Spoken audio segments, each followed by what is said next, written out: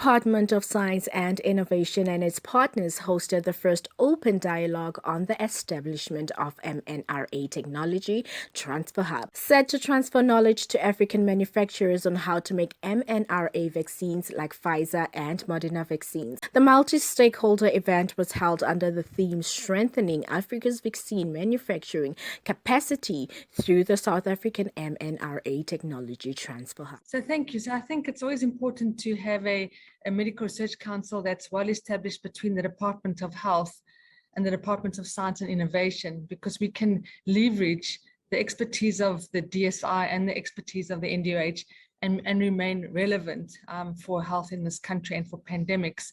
I also think I want to acknowledge people like Alex. South Africa has a very small community of researchers, but they're all willing and committed to working together.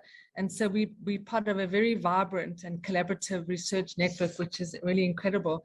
So for those of you that don't know, the South African Medical Research Council's job is to fund and conduct research that changes the lives of South Africans. And we focus on the most common causes of mortality in South Africa. And this year, in 2021, COVID-19 will be the leading cause of death in South Africa and will surpass things like HIV and TB. So by collaborating with researchers, both within South Africa, on the African continent and internationally, we're able to leverage all the resources that we require to remain relevant in terms of vaccine development and the management of pandemics.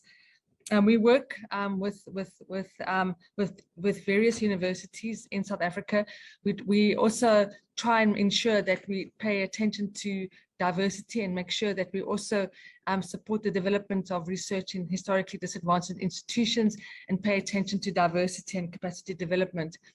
We work with our two sister organizations, the National Health Laboratory Service and SAHPRA, to enable the government-based research entities to respond in a timeless fashion. The MRC acts as a steward and a custodian and acts as a convener for the scientists in South Africa, and also acts as a source to raise both local government funding and international funding.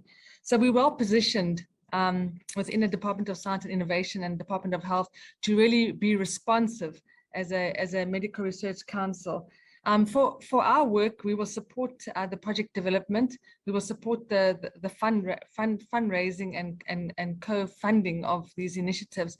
We also have great expertise in preclinical and clinical vaccine development, and this is where we will utilize our clinical researchers in the country and our researchers that work in preclinical drug and vaccine development, and so we will be able to contribute in that way. We support laboratory work, as you've heard from Alex, and we basically work with the whole of South Africa to ensure that we can make an international impact. And so we have learned a lot from the HIV epidemic, and the HIV epidemic pivoted our resources to be able to respond in a rapid fashion. If it wasn't for HIV, people like Alex and Penny Moore and clinical researchers like Glenda Becker and others would not have been able to respond to both the basic science, the laboratory and the clinical aspects of this. So working together, also working with basic scientists as well as clinicians, we're able to really leverage on that relationship and the way we interrogate data so that we can maximize our support of pandemic preparedness.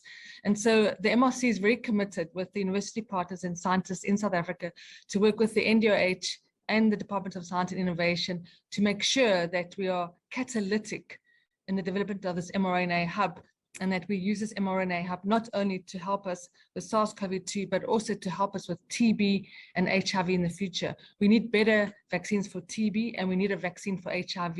And so hopefully this mRNA hub will ensure that not only do we address the immediate problems, that we position ourselves for pandemics, but we don't neglect diseases like HIV and TB in our endeavor to support future work on the continent.